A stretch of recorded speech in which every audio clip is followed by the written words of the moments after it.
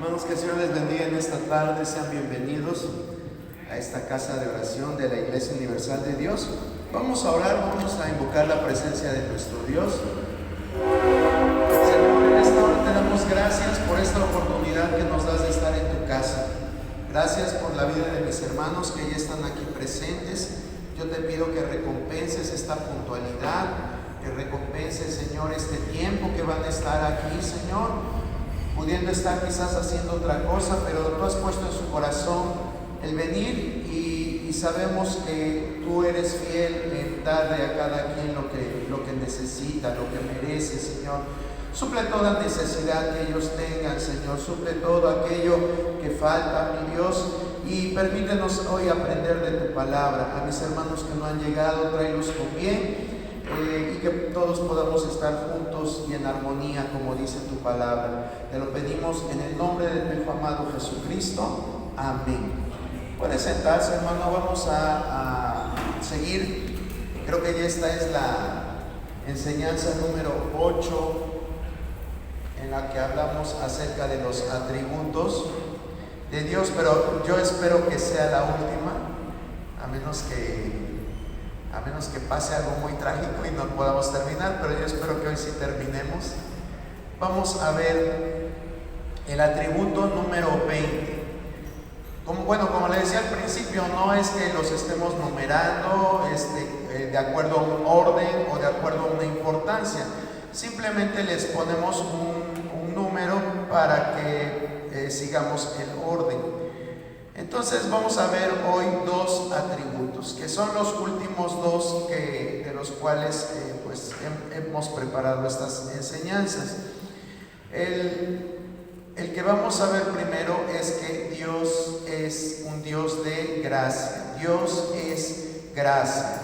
Sí, es una palabra que hemos escuchado muchas veces, pero realmente quizás no la lleguemos a comprender en su totalidad, porque a veces aunque esa gracia nos está siendo impartida todos los días, así como la misericordia, llegamos a perder de vista la importancia de este atributo de Dios. Bueno, en la diapositiva dice muy similar a la misericordia. Sí, la gracia es muy similar a la misericordia, pero hay una diferencia abismal entre estas dos características o atributos. ¿Sí? La misericordia hace alusión a suspender el castigo merecido. Eso es lo que es la misericordia, lo vimos el jueves pasado. Sin embargo, la gracia es lo contrario. La gracia le permite otorgar a Dios un favor inmerecido. De hecho, creo que todos sabemos o hemos escuchado una definición muy fácil de aprendernos, que la gracia es un favor no merecido, ¿verdad? Entonces aquí vemos cómo contrasta con la misericordia. Misericordia es no recibir lo que merecemos. ¿Qué es lo que merecemos nosotros? Espiritualmente hablando, a lo mejor como padre mereces muchos abrazos, muchos besos, muchos halagos de tu familia, de tus hijos, o como empleado ejemplar también mereces un reconocimiento. Pero yo le estoy hablando espiritualmente. ¿Qué es lo que merecíamos? El castigo. La muerte. El castigo, la muerte, ¿verdad? Eso es lo que como seres espirituales nosotros merecíamos, ¿verdad? Entonces ahí se manifiesta la misericordia, en que Dios no nos da lo que merecemos. Sin embargo, la gracia es recibir lo que no merecemos. Parece un juego de palabras, ¿verdad? Pero yo espero que lo estemos captando o asimilando. ¿Alguien me podría explicar la diferencia entre misericordia y gracia? Entiendo que misericordia es algo que uno tiene a lo mejor de acuerdo a su manera de vivir, y gracia es algo que sin merecer Dios te lo da. Bueno, lo segundo sí, lo primero no tanto. Otra vez, vamos a enfocarnos. Misericordia es no recibir lo que merecemos, ¿verdad? Por ejemplo, tus hijos quebraron un cristal de tu vecino, y el vecino llega enfurecido a tu casa y te dice: quiero que me pague usted porque su hijo quebró el cristal de mi sala.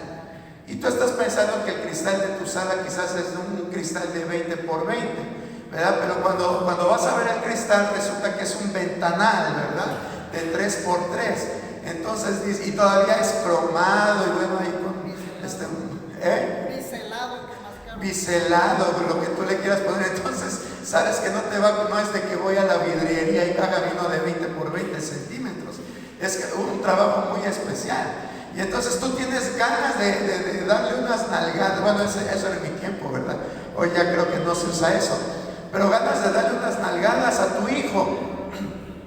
Pero lo ves ahí, indefenso, de 4 años, todo pues arrepentido, llorando. Y dices, a lo mejor hasta le levantas la mano y tu hijo te dice: no, papito, por favor. Y ya como que te arrepientes, ¿verdad? Eso es misericordia, cuando no recibimos lo que merecemos, ¿sí? Yo espero que quede claro con el ejemplo burdo que di. Y gracia es algo muy diferente. Gracia es recibir lo que no merecemos, ¿verdad? Por ejemplo,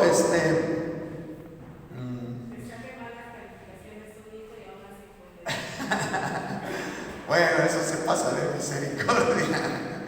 Bueno, sí, eso es gracia, ¿verdad? Eso es gracia, que a lo mejor no le echó todas las ganas del mundo, pero pues tú ahí lo premias, le compras un vehículo, le compras algo, ¿verdad? Sí, perdón. Un Nintendo, una consola de Nintendo, de videojuego, ¿verdad? Eso es gracia. Entonces, sí se entiende la diferencia. Creo que querías decir algo, hermana Elvia. ¿No? Ah, ok, como que oí tu murmullo por aquí, digo. Sí, cuando dijo, tú, creo que cuando ella dijo de darle un regalo, se pasa de misericordia y de gracia. Ok. Bueno, entonces yo espero que con estos ejemplos de la vida diaria podamos entender lo que es la misericordia y la gracia, ¿sí? Suenan bonito y son fabulosos que Dios lo ejerza en nuestra vida, pero son cosas diferentes. Entonces vamos a ver cómo la gracia aparece en el trato de Dios con el hombre. Vamos a ver 7 puntos en los cuales esta gracia se manifiesta a los seres humanos. Entonces vamos en el primer punto dice: se puede ver a lo largo de la historia. ¿Qué dice Génesis 6:8? Gracias, hermana Cari. Aquí vemos una descripción de cómo Dios tenía en un alto concepto a Noé, porque Noé era un hombre justo, era un hombre de que, a pesar de que en sus tiempos, la gente de su tiempo era muy mala, pero Noé no era así. Dice la palabra que él halló gracia ante los ojos de Dios. ¿Y qué dice Apocalipsis 22:21?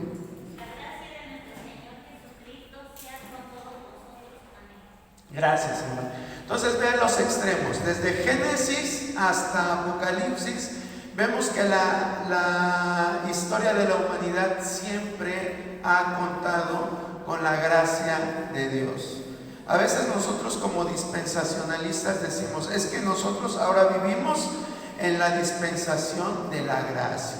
Y es verdad, en este tiempo que vivimos es un tiempo de mucho privilegio. Es un tiempo en el cual Dios nos da amplias facilidades de podernos acercar a Él. A ver, les voy a hacer un test. ¿De qué beneficios gozamos en esta era de la gracia? Vida eterna, salud. Vida eterna, salud. Bueno, pero eso también lo podíamos ver en la ley, ¿no? En otras dispensaciones. Pero algo que sabemos que es específico de la gracia: Libre albedrío. Bueno, eso también lo ha habido. El haber sido comprados con su sangre o que haya pagado un precio por nosotros. Exactamente, la salvación a través de Jesucristo. Pero no necesitamos andar sacrificando animalitos para que Dios nos perdone. Jesucristo vino a hacer un único sacrificio y ese sacrificio fue perfecto. Eso lo dice en la carta, en el libro de los Hebreos. ¿Qué otro beneficio obtenemos de la gracia? La gracia, por si usted a lo mejor no lo sabe, es el periodo de tiempo que va desde el Pentecostés hasta que Cristo venga por su iglesia. Ese es el periodo que abarca la gracia, la dispensación de la gracia. Entonces, ¿qué beneficios tenemos en este periodo en el cual estamos viviendo? Señorita, Jesucristo es nuestro abogado. Jesucristo es nuestro abogado. Muy bien, hermana Chan. A ver, ¿qué pasa con el Espíritu Santo? Hermana Chan. Ok, es nuestro ayudador. Pero bueno, el Espíritu Santo también era ayudador en la antigüedad. Pero ¿qué pasa con el Espíritu Santo?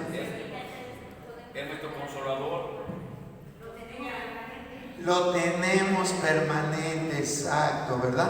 Los grandes estudiosos de la palabra, y bueno, de acuerdo a lo que la palabra nos dice, es que antes el Espíritu Santo solamente actuaba en los reyes, en los sacerdotes y en los profetas. Solamente en estas personas el Espíritu Santo descendía y era una acción momentánea de un tiempo, ¿sí? Es decir, Él venía. Nosotros vamos a encontrar expresiones en la palabra. Por ejemplo, en el libro de Jueces dice que el Espíritu Santo venía con poder sobre la persona, pero después de que hacía lo que tenía que hacer, se volvía a ir. Ese es el concepto que se tenía del Espíritu Santo en la antigüedad. Sin embargo, en nuestro tiempo, la palabra de Dios dice en las epístolas a los Corintios que nosotros somos templo del Espíritu Santo. Ya el Espíritu no es de que se va y regresa, de que esté entrando y saliendo de nosotros, sino que Él ha hecho morada en nuestras vidas.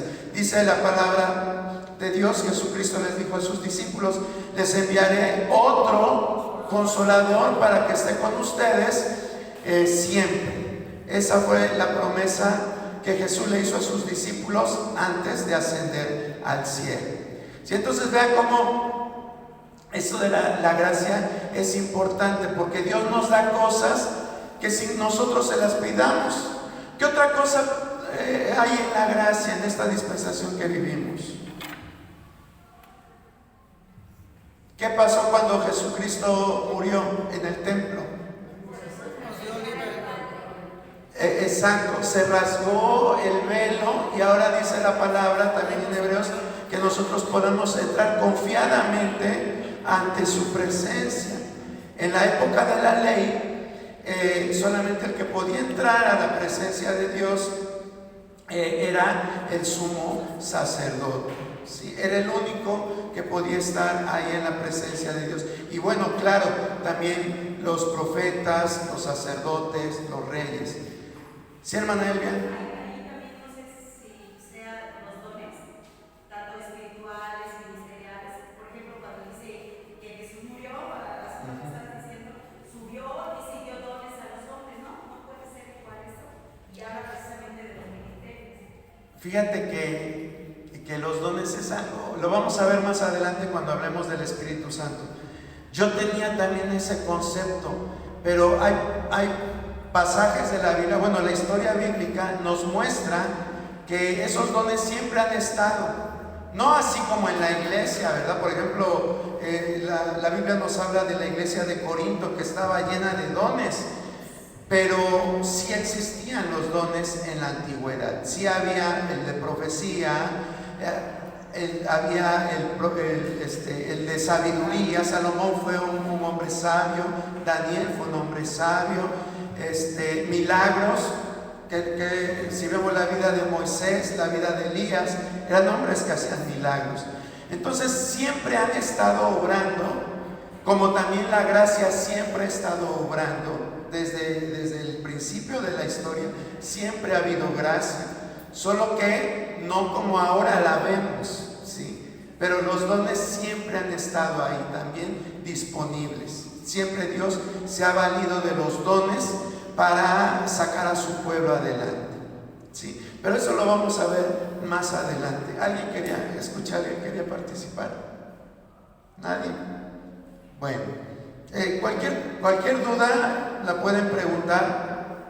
Si no me la sé, la buscamos, pero es lo importante, que le saquemos el mayor provecho a estas enseñanzas. ¿Sí, hermana Elvia?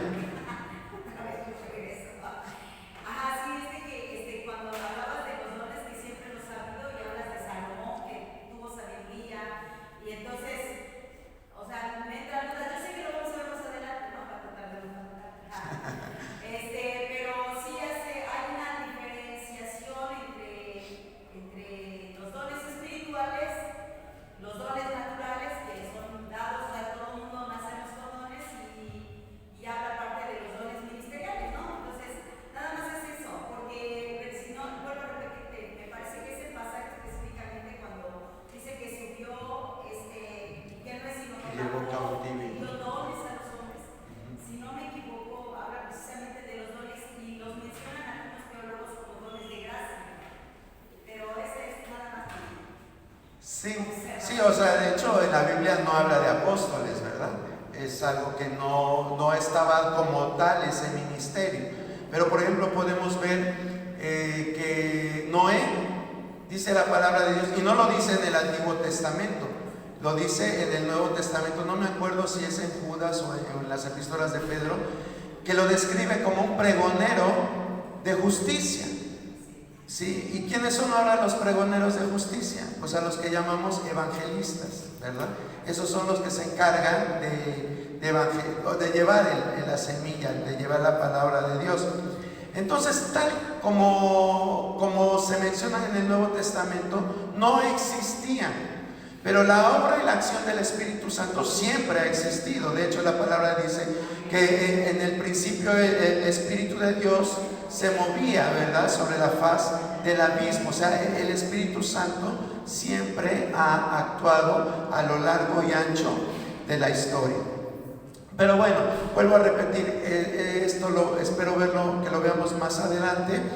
Lo importante aquí es que entendamos que vivimos en un tiempo de gracia, en un tiempo de gracia manifiesta, en un tiempo en que Dios nos da esto que decía nuestra hermana Elvia, los dones, da ministerios, hace sobreabundar la gracia en nuestra vida. Tenemos al Espíritu Santo habitando en nosotros, tenemos a Jesucristo intercediendo por nosotros. De verdad es que es un tiempo de favor que nadie lo valora en la medida que Dios nos los está dando. Pero la realidad es esa, que vivimos un tiempo de mucho privilegio, a diferencia de la gente que vivió antes de Cristo, que no vio todo lo que nosotros estamos viendo. De hecho, en Hebreos dice que muchos de los héroes de la fe vivieron como viendo de lejos las promesas. Y Abraham, Noé, David, Moisés, aunque fueron hombres ungidos por Dios, pero no pudieron disfrutar de todo lo que usted y yo podemos disfrutar. Sí, es un tiempo de privilegio. Eso es la gracia, un privilegio que no merecemos, pero que lo estamos viviendo y que debemos de aprovecharlo. Yo espero que estos minutitos que tomemos para ver esa gracia nos ayuden para que caminemos en verdad en esa gracia. No con motivo de libertinaje, porque a veces a eso se ha prestado la gracia, pero sí que valoremos que esa gracia nos debe de llevar a sentirnos libres en Cristo Jesús. Entonces vamos con el segundo punto. Dice, es un don gratuito. Romanos 3:24, ¿qué dice? Siendo justificados gratuitamente por su gracia, mediante la redención que es en Cristo Jesús. Gracias, hermana Clara. Está clarísimo este pasaje. Dice que somos justificados gratuitamente. Usted no necesita ir a formarse a las 4 de la mañana para que le den una tarjeta que diga la gracia de Dios.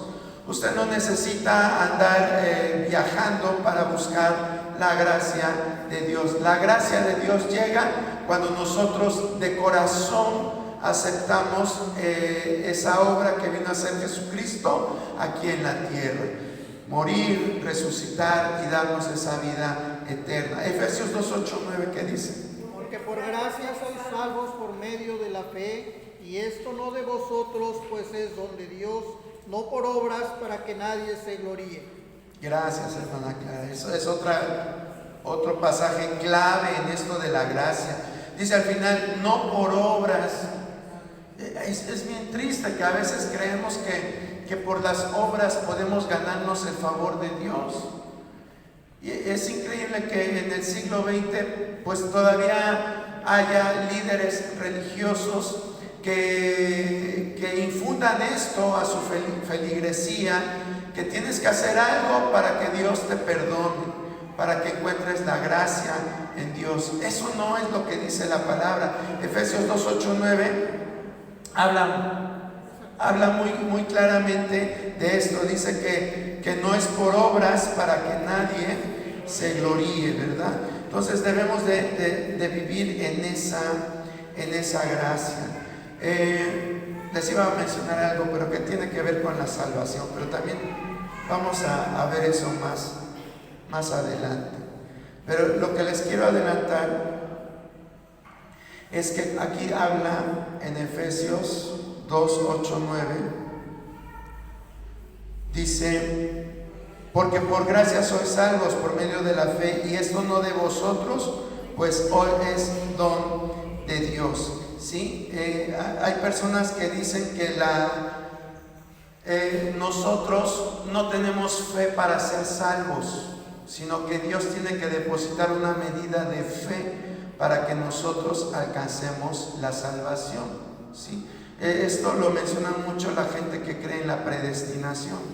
Dice, no es que de nosotros mismos no podemos alcanzar la fe, porque la fe es un don de Dios. Si Él no te la concede, pues ni modos, no fuiste de sus elegidos, no eres de los que ya están predestinados para salvación.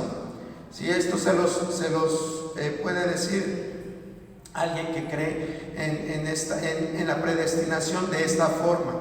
La predestinación es bíblica, pero no como muchas veces se interpreta actualmente, ¿sí? Entonces dicen que la fe es el don de Dios, pero en realidad el don de Dios no es tan solo la fe, sino que es también la obra que Jesucristo hizo por nosotros. Eso es el don de Dios, ¿sí? El sacrificio de Cristo, la gracia y la fe, eso es lo que a nosotros nos da esa salvación. A lo mejor no me estoy explicando bien, pero lo vamos a ver más adelante. Simplemente se los quise adelantar porque estamos tocando este pasaje. Pero la fe en sí sola no es un don de Dios. Sola no es un don de Dios. Sí es un don de Dios, pero también nosotros podemos ver ejemplos en Jesucristo, como siempre, ¿qué era lo que demandaba de sus discípulos? Fe, ¿verdad? Si fuera que la fe que tenemos cada uno de nosotros dependiera de que Dios nos las da, pues entonces ¿para qué Él les está reclamando que no tienen fe? Si Él es el que la tiene que dar, sería algo absurdo, ¿verdad? Pero nosotros a lo largo de toda la Biblia y del ministerio de Jesús vemos como siempre Él demandaba fe en las personas. Entonces, vuelvo a repetir, esto lo les estoy así como que dando probaditas para que se interesen en los temas y pues los estudiemos y no falte a estas enseñanzas. Vamos a ver el tercer punto. ¿sí? La gracia antecede a su paz. ¿Qué dice Romanos 1:7? A todos los que estáis en Roma, amados de Dios, llamados a ser santos, gracia y paz a vosotros de Dios nuestro Padre y del Señor Jesucristo. Gracias, hermana Nancy. Aquí vemos este saludo, ¿verdad? Gracia y paz a vosotros. Y no nada más se menciona aquí en este pasaje. Nosotros podemos ver varios pasajes del Nuevo Testamento donde era el saludo de la iglesia neotestamentario, de la iglesia primitiva.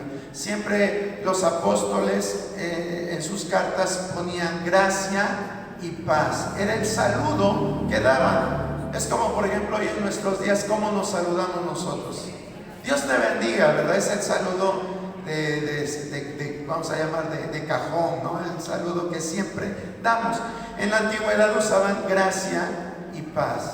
Y aquí en este punto, en el punto 3, dice que la gracia antecede a la paz.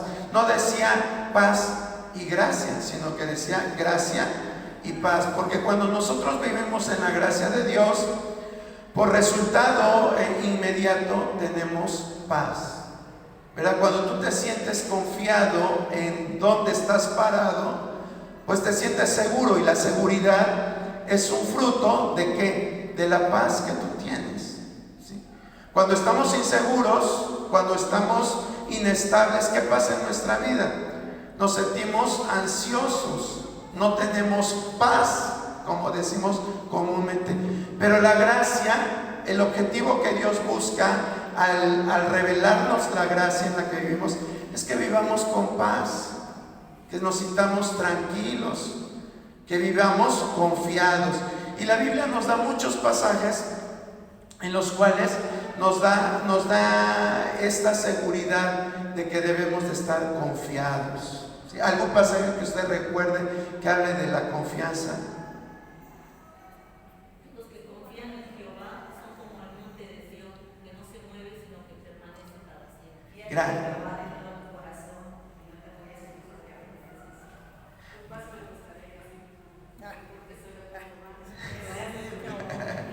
Ok, bueno. Ok. Qué bueno que los tienen aquí en la mente, ¿verdad? Porque si Dios nos da paz, y a veces decimos, Señor, dame paz. Y creemos que es como cuando le decimos, Señor, dame paciencia, Señor. Y creemos que como por arte de magia, Dios va a decir, va a mover su varita mágica y te va a tocar en la frente con su varita, y al momento vas a tener paciencia. Pero así no es Dios. Dios no es ningún mago ni ninguna hada madrina que va a actuar de esa forma. ¿Sí? Para que tú tengas paciencia tienes que pasar por una serie de procesos. Lo mismo es la paz. A veces decimos, ¿por qué no se cumple en mí el pasaje que dice, y la paz que sobrepasa todo entendimiento? Siempre ando preocupado, siempre ando angustiado. ¿Sabes por qué andas preocupado y angustiado? Porque no has entendido en la gracia que estás viviendo. Por eso dice este punto, el punto 3, la gracia antecede a la paz. Si tú no sabes en qué terreno estás parado, si tú no sabes que estás parado en el terreno de la gracia, vas a creer que estás parado en arenas movedizas, y siempre vas a sentirte con ansiedad, con preocupación, con estrés, con angustia. Todos estos problemas emocionales que el ser humano tiene y que están a la orden del día, pero Dios nos dice, vive en mi gracia. ¿Sí? El Señor dice, mi paz os dejo, mi paz os doy. No como el mundo la da, yo la doy. ¿Y en qué consiste esa paz? Que Él nos dio su gracia. ¿Sí? Bueno, vamos más adelante. 4. La gracia estaba encarnada en Cristo. Vamos a ver qué dice Juan 1, 14 y 17.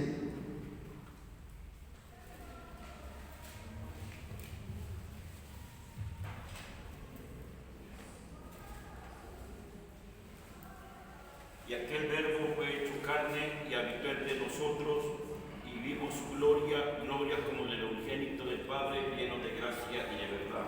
Gracias, hermano Abel. ¿De qué estaba lleno el verbo de Dios? De gracia y de verdad. Imagínense, hermano, ver a Jesucristo, ¿verdad? Con todo eso,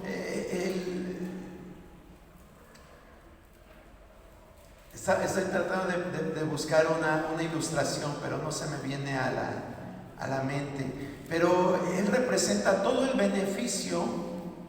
Él representa todo el beneficio que cada uno de nosotros necesitamos. El beneficio de cada uno de nosotros es muy diferente, ¿sí? Algunos necesitamos, no sé, trabajo, necesitamos salud, necesitamos, no sé, muchas cosas podemos necesitar. Cada uno tiene necesidades diferentes. Pero yo hoy te quiero decir que la imagen de Cristo, imagínate ese privilegio que tuvieron los que vivieron y que lo pudieron ver esa imagen de Jesucristo. No necesitaban otra cosa, porque tan solo la presencia de Dios satisfacía las necesidades de las personas, ¿sí? Por eso es que cuando dice la palabra que usted y yo hemos leído y se nos ha quedado muy en la mente la historia de la mujer que con flujo de sangre de 12 años que tenía padeciendo, dice la palabra que ella se coló entre la multitud hasta que llegó a Jesucristo. ¿Y qué fue lo que hizo? Tocó sus vestiduras, ¿verdad? ¿Y qué pasó con ella? Quedó sana al instante. Hubo fe en ella. Es el ingrediente, hermano, ¿sí? Es el ingrediente para que esto que le estoy diciendo tenga el resultado que queremos. Sin fe, la misma palabra de Dios dice, es imposible agradar a Dios. Los fariseos de aquel tiempo veían a Jesús y en lugar de sentir una sensación de tranquilidad, una sensación de plenitud, una sensación de satisfacción, no sentían eso, porque no había fe en ellos. ¿Qué era lo que sentían? Odio, envidia, coraje y todos aquellos sentimientos feos que brotaban de ellos. Por eso le digo, es importante que tengamos esa fe en Jesucristo. Bueno, pero les estaba narrando de esta mujer, pero la Biblia no dice que ella fuera la única que tocaba los vestidos de Jesús. Si usted lee las narraciones de los evangelios, dice que luego la multitud se juntaba y mínimo lo que buscaba era tocar las vestiduras de Jesús, ¿sí?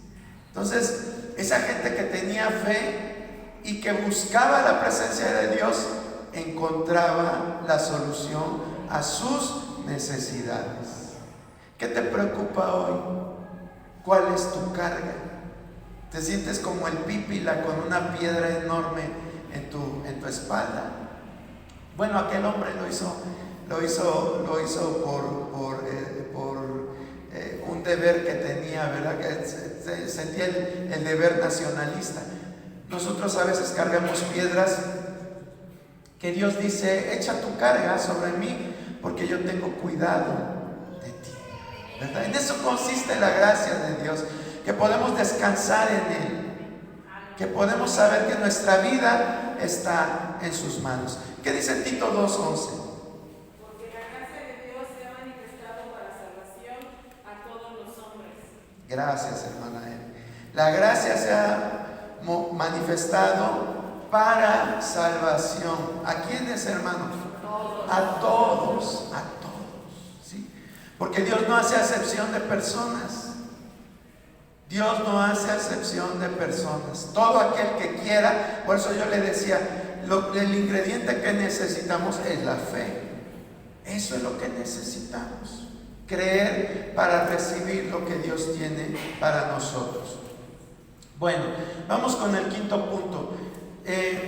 La gracia es más grande que el pecado del hombre. Romanos 5:20, ¿qué dice? Pero la ley se introdujo para que el pecado abundase, mas cuando el pecado abundó, sobreabundó la gracia. Gracias, hermana Clara. ¿Qué piensan ustedes de ese pasaje?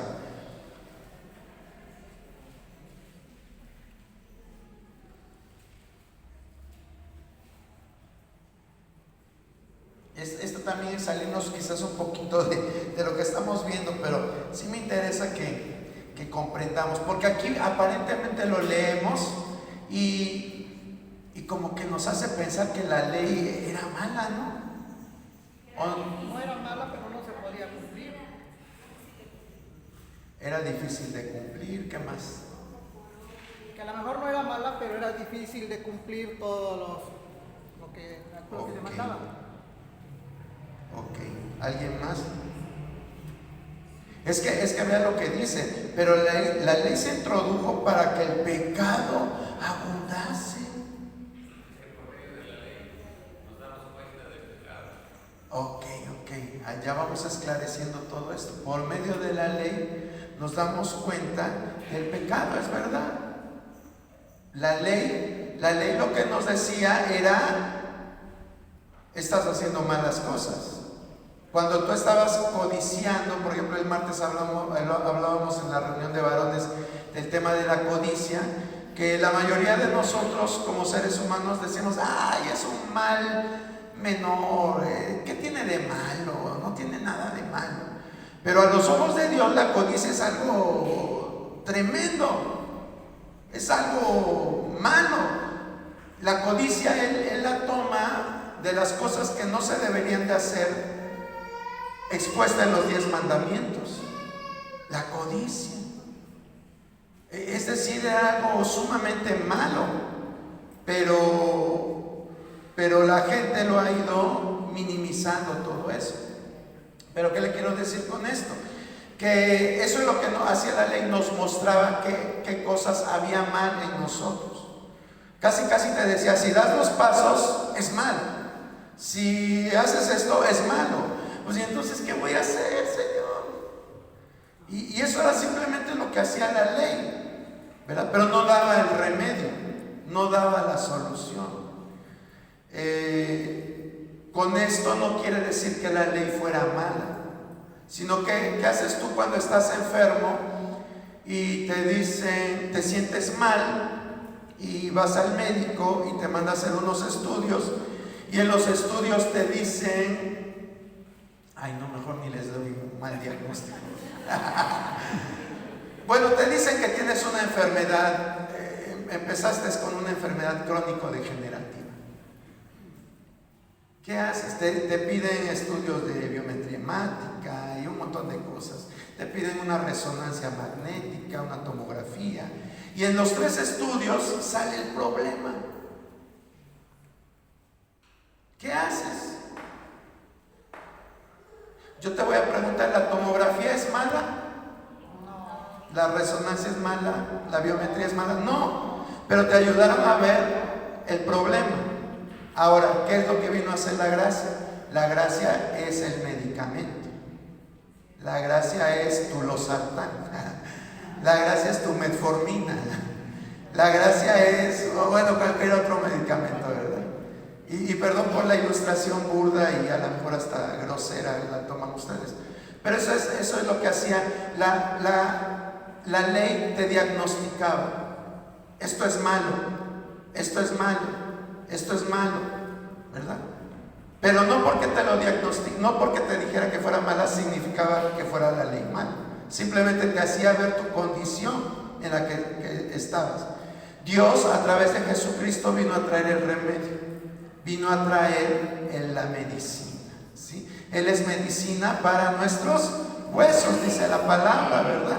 Entonces, simplemente se los digo porque el pasaje dice: pero la ley se introdujo para que el pecado abundase. Y si no sabemos la función de la ley, si no sabemos la función de la gracia, entonces lo tomamos como que la ley era mala, pero la ley no es mala. Por eso dice, Jesús dijo: yo no he venido para abrogar la ley, sino para cumplirla, ¿sí? No tome usted el concepto de que la ley es algo malo, ¿sí? Entonces Él vino lleno de gracia a darnos esa sanidad que nosotros necesitábamos. Bueno, vamos con el 6º punto. La gracia fue exhibida en el Calvario. ¿Qué dice Hebreos 2:9? Pero vemos a aquel que fue hecho un poco menor que los ángeles, a Jesús coronado de gloria y de honra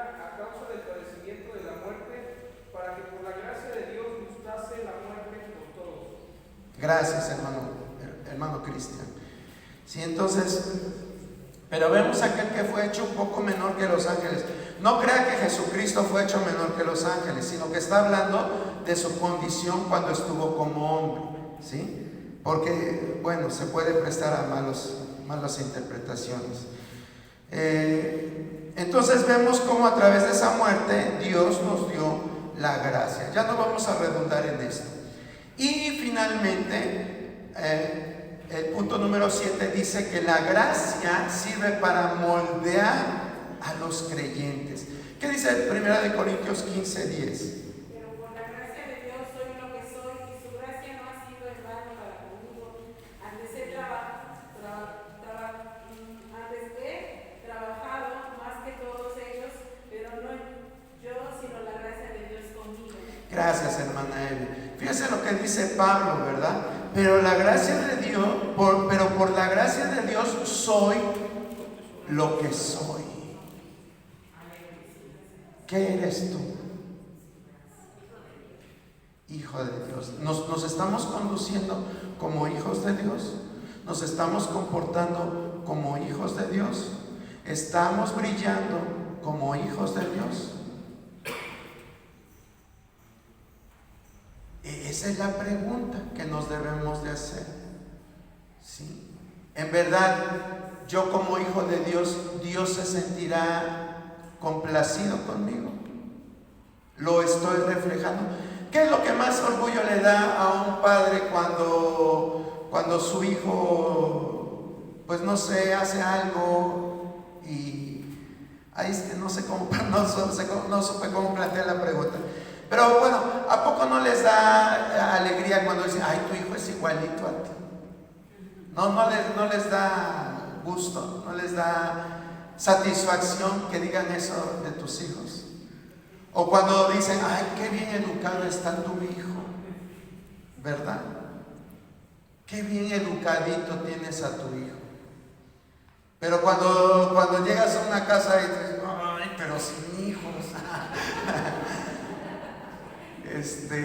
O sea, a lo mejor vuelvo a repetir, estoy poniendo ejemplos muy humanos, pero para que podamos entender. ¿Sí? La gracia nos debe de ayudar a moldearnos. Dice la palabra que por su benignidad, su longanimidad, eso nos debe de llevar a cambiar aquellas cosas que no son agradables delante de Dios. Y la longanimidad, la bondad, el amor, todas las cosas bellas de Dios es por su gracia. Entonces nos debe de ayudar a cambiar. Señor, soy muy altanero. Señor, soy muy hipócrita. Señor, sí, sincerarnos con Dios. Ayúdame, Señor. Yo sé que por tu misericordia no he sido consumido, pero quiero cambiar, quiero reflejarte.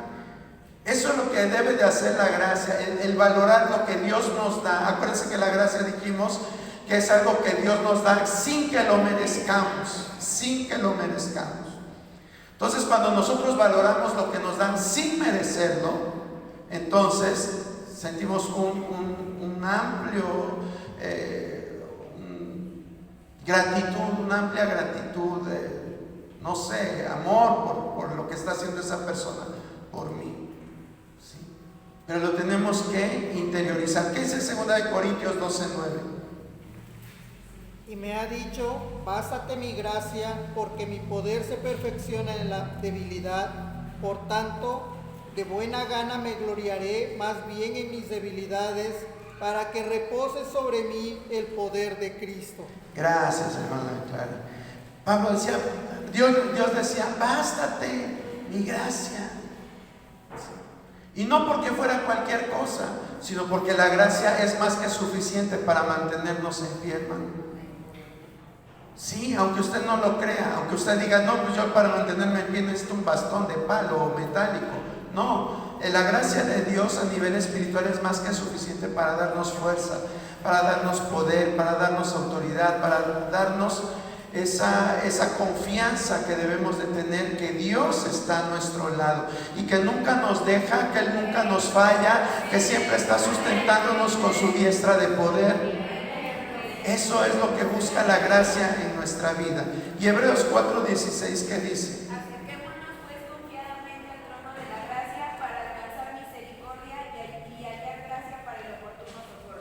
Gracias, hermana Nancy. Fíjese, lo mejor de todo es que podemos acceder a esa gracia. A diferencia de los antiguos, de la gente que vivió en el Antiguo Testamento, nosotros podemos, dice, acercarnos confiadamente al trono de la gracia.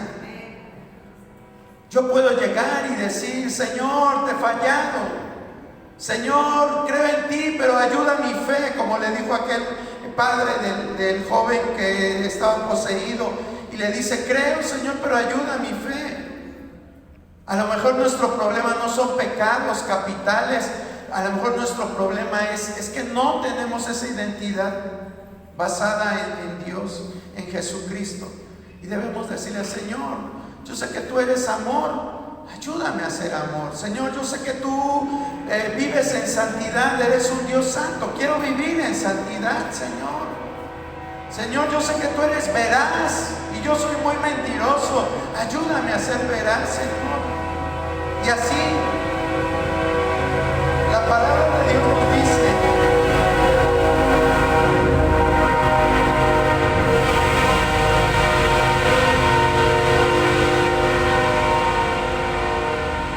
la palabra de Dios nos dice que debemos de acercarnos. Él no es un ogro, hermano. Él no es un ogro.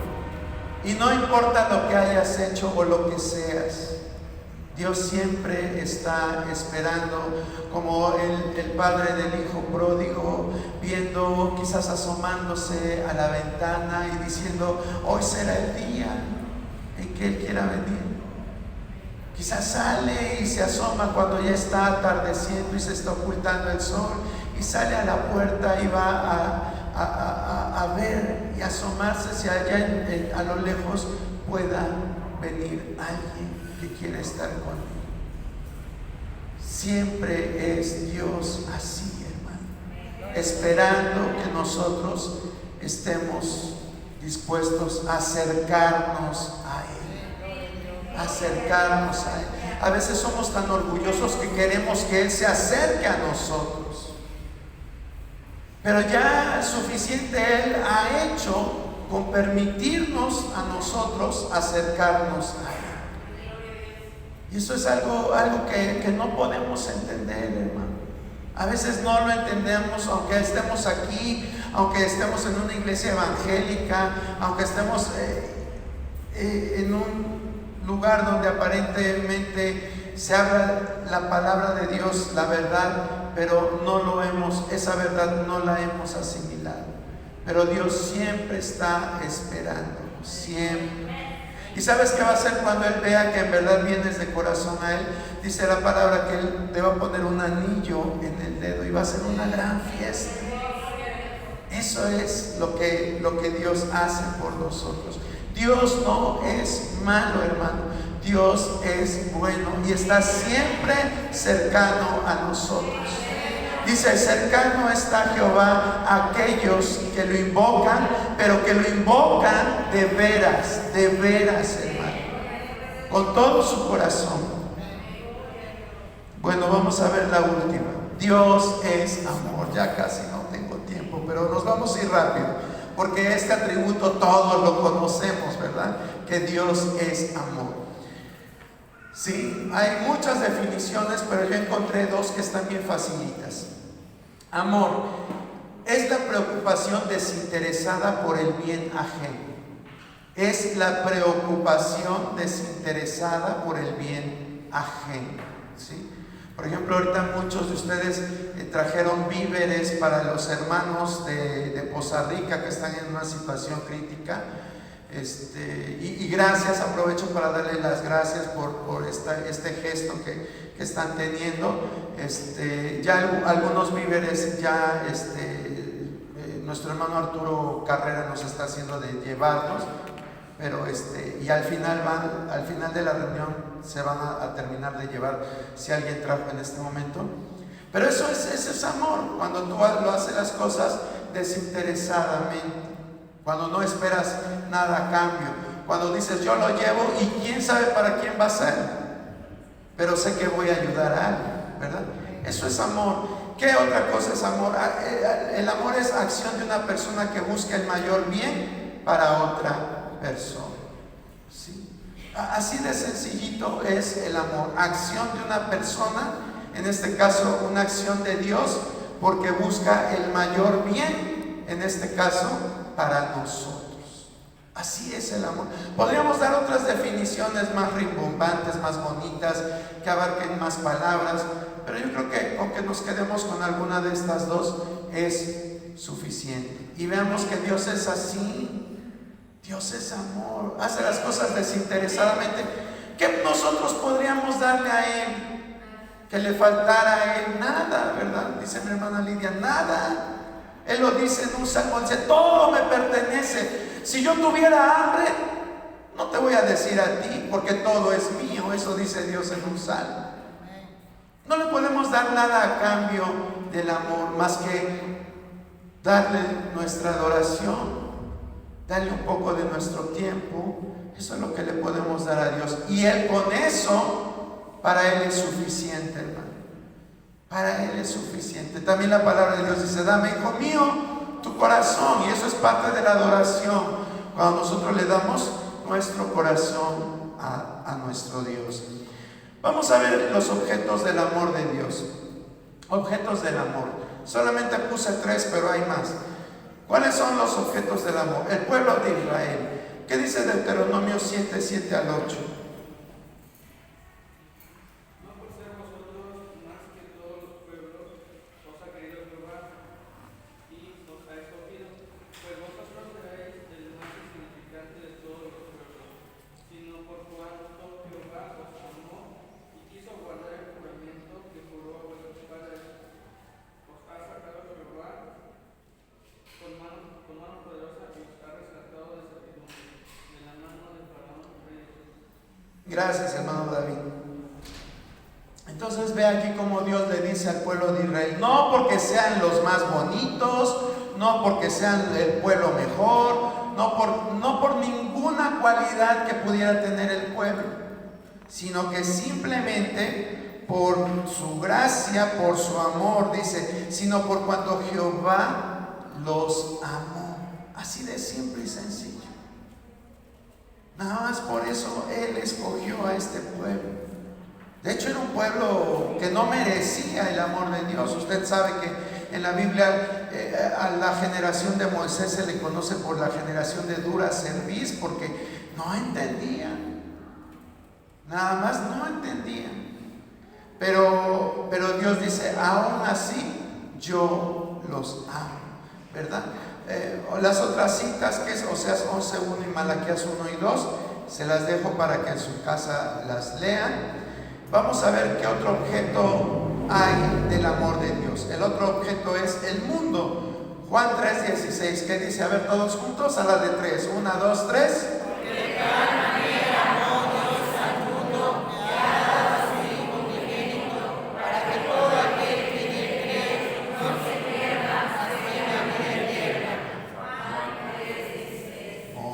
Muy bien, ¿verdad? Y aquí está el segundo objeto del amor de Dios. ¿Cuál es el segundo objeto? El mundo. Él ama a su creación, Él ama a todo ser vivo, pero principalmente al humano. ¿Por qué? Porque el humano Dios lo hizo a imagen y semejanza de Él mismo. Tan solo por eso, porque Él lo hizo a imagen y semejanza de Dios mismo, de Él mismo. Nada más por eso, hermano. Él lo ama. Ahora sí lo ama de puro afecto. No es porque el mundo sea muy bueno, sino porque Él decidió amar. Él decidió formar al hombre, aún sabiendo lo que iba a hacer el hombre. Él decidió hacerlo. ¿Por qué? Por puro amor. Por puro amor. Sí. nosotros vemos, y Él no quiere el mal para nadie. Nada más vamos a leer 1 de Timoteo 2, 3, 4, y en su casa leen por favor 2 de Pedro 3, 9. Porque esto es bueno y agradable delante de Dios nuestro Salvador, el cual quiere que todos los hombres sean salvos y vengan al conocimiento de la verdad. Gracias, hermana Clara. Él quiere que todos los hombres sean salvos, todos. ¿Sí? Entonces vemos cómo el amor de Dios es grande. Hay personas que dicen, es que Dios no me ama, y es muy triste escuchar ese tipo de expresiones. O dicen, es que Dios no existe porque yo he tenido necesidad y no me ha suplido esa necesidad. Si en verdad la gente supiera que Dios está escuchando todo lo que esa persona está diciendo. Imagínense cuánto dolor le causamos a Dios, hermano, la humanidad, porque Él nos ama y nosotros lo despreciamos, pero aún así Él sigue amándonos. Y finalmente la iglesia, Efesios 5, 25 al 32. Maridos, amad a vuestras mujeres, así como Cristo amó la iglesia y se entregó a sí mismo por ella, para santificarla, habiéndola purificado en el lavamiento del agua por la palabra, a fin de presentársela a sí mismo una iglesia gloriosa, que no tuviese mancha ni arruga ni cosa semejante, sino que fuese santa y sin mancha. Así también los maridos deben amar a sus mujeres como a sus mismos cuerpos. El que ama a su mujer a sí mismo se ama, porque nadie aborreció jamás a su propia carne, sino que la sustenta y la cuida, como también Cristo a la iglesia, porque somos miembros de su cuerpo, de su carne y de sus huesos.